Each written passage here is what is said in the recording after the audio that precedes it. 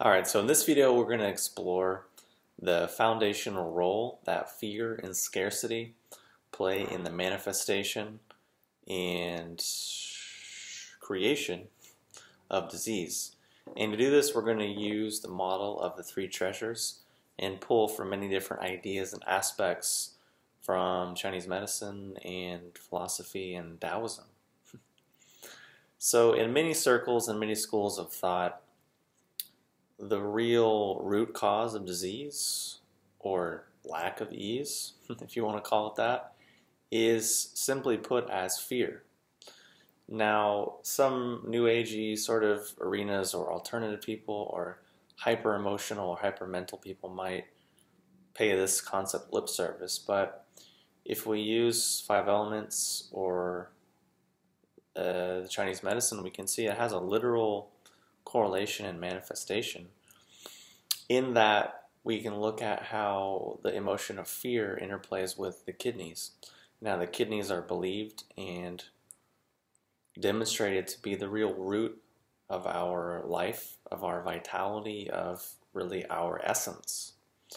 So further taking this out, if we look at fear as maybe scarcity or mistrust, really kind of all the same thing and typically go together, that often also manifests as really false programs or false beliefs about ourselves, about the nature of the world. And false meaning not necessarily true when we observe reality as it is, not as we wish it would be, not as we are taught it should be, not as we're conditioned to believe it should be, but as we can directly perceive with our common sense, without necessarily having to think about it or rationalize it or anything. We can just see it, say, oh, maybe that is reality. So what happens is this fear, this scarcity causes basically a break from our more natural self, or the self which can actually perceive and see things as they are, to what is called our acquired self. The self that is conditioned, the self that is sort of confined and constrained by this world, and really has a mindset that is just regurgitating, false beliefs or programs or various forms of conditioning that have shown up over the period of time.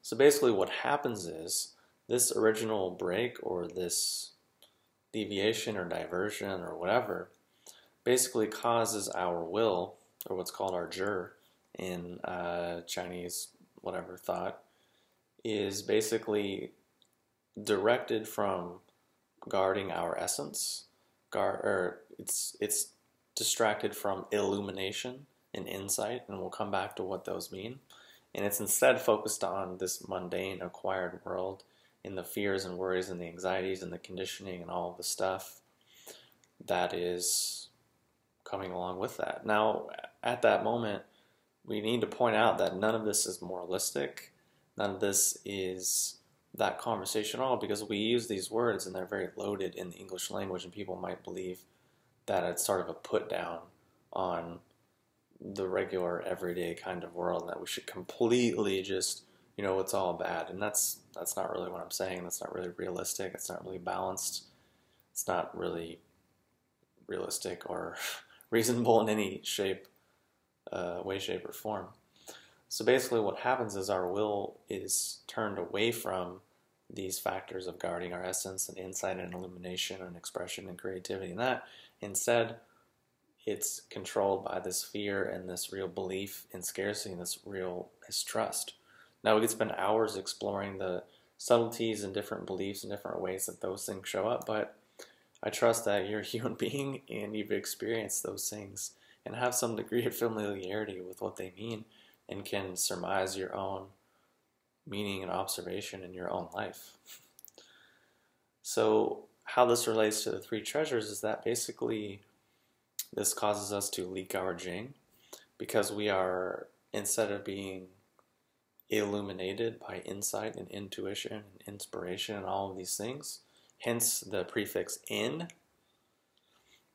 we are instead focusing on all the stuff in the outside world, thinking we're going to get this thing, thinking we're going to get status and authority and all these things, and trying to prove all these things to other people and prove it to ourselves, and really attaching our essence to all these external things, which it's not that there's anything wrong with them, because there isn't necessarily. It's just, it's not necessarily true. When we look at, well, where do we actually live, and how and where do we experience the world? And those aren't questions I can answer for you. These are things that we can only arrive at through our own experience. So our Jing is attached to all these different things, and it's being leaked, and we're in this constant doing to get mindset, which causes our chi to become stagnant in places, and excessive in places, and deficient in places, and then our Shen becomes scattered, as contrasted with all the stuff I was saying earlier about insight and illumination and intuition and inspiration. Now again, people throw around these words, people pay lip service, but we can actually understand it in a fairly grounded, tangible way. If we understand what Jing is, we can translate it as essence or whatever. We can understand it as kind of a blueprint, kind of a storehouse, kind of a formatting, or kind of a seed which contains a lot of potential, a lot of information about who we are and who we can be. And this is down here at the bottom. This is water. This is the kidneys. This is, the color is like very dark. It's almost black. And then up at the top we have our Shen, which is our spirit, or the spirit of the heart, or our kind of awareness, or our kind of consciousness, kind of. It's some of those things, but it's also none of those things, but we're trying to approximate. And it's up here, our heart's up here. This is fire. The color is red. The season is summer, so that naturally wants to go up and kind of out in all directions, whereas the water, the dark, the black, wants to go kind of down. Because that's what water does. If you pour water out of a cup, it doesn't float up, it goes down. If you watch fire, it goes up. It's pretty obvious, it's pretty easy to understand. So what happens is, in the process we're describing is basically talking about insight and illumination, is we have this dark seed here. We have this dark seed, which is our potential, or our blueprint, or our foundation, or all these different words. And it's very dark. The color is black. Remember, it's down here and it wants to go down. But up here we have our awareness, we have perception, we have consciousness. So that we can, instead of turning that to the outside world and trying to say, I'm going to get this, I'm going to get that, and do all these things. And again, not that there's anything wrong with that, but what's missing is taking that and turning it inside. So when we talk about illumination, we talk about this thing which is dark, making this thing that is dark light.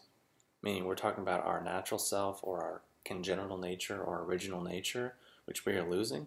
Well, by insight and illumination, we're able to look inside this thing which is dark and illuminate it and add some light to it to be able to see, well, what is it? Well, what is there?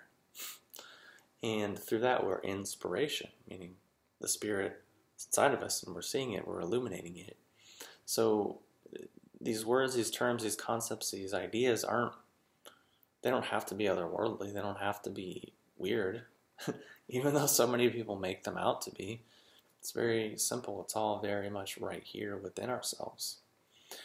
And again, none of this is putting down the world, because last time I checked, we're in a body, we're in a physical world, and people get really carried away and try to go in these different directions, or really elevate the physical structure and become kind of hedonists, which creates its own forms of stagnation and dissipation and leakage and and other people go to the other end and say, you know what, fuck the body. It doesn't even matter. I don't need this filthy animal creature thing, this filthy physical world. I'm just going to be all about the spirit. Again, both are not combining these two key aspects of ourselves, the Shen and the Jing, and then allowing the Qi in the middle as kind of an intermediary, and allowing that to flow smoothly, and allowing our will to basically be the guiding force to preserve these things, to preserve these treasures, which is what they are called, the three treasures, Jing, Qi, and Shen. So each of these has an emotion associated with it. a feeling and a spirit and a lot of cycles process and a lot of different things, but associated with the kidneys is fear. And then associated with the heart is joy, but we also call that enjoyment, we also call that inspiration, we also call that creativity, we call it lots of different things. But hopefully from this brief conversation, you're able to see some correlation between the two things and see how really this original fear or this, misdirection of our will really kind of opens the door to a lack of ease. Because the last thing I'll say is that there's a concept called Gen Chi. I think that's how you pronounce it. It's Z-H-E-N. Or authentic Chi, or true Chi, or upright Chi. Basically, when we are aligning with our original self, our original nature, and our will is directed, and all these things are in harmony and balance, our Chi is said to be true, or authentic, or upright, and basically we're protected. But then the fear comes in, the disease comes in, and then just opens the door for all kinds of shit. And really, that's the world of the red dust, and or the world of the 10,000 things, depending on the conceptual framework you want to pull from. So hopefully that's been helpful and insightful. Thanks for watching, and I'll talk to you soon.